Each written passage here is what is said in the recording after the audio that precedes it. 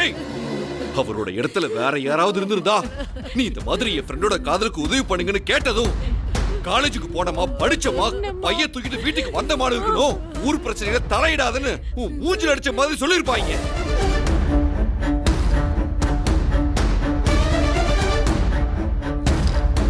ஆனா நீ சொன்னங்கிற ஒரே ஒரு வார்த்தைக்காக அந்தஸ்து கௌரவம்னு எதுவும் பார்க்காம சாதாரண ஒருத்தங்கிட்ட பேச்சுவார்த்தைக்கு போய் அசிங்கப்பட்டு திரும்பி வந்தாருடி.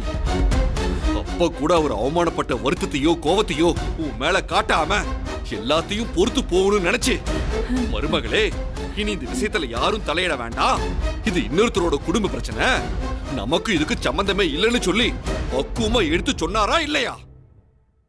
அந்த மனுஷன் இன்னைக்கு படுற அவமானத்துக்கு முழு காரணமும் நீ.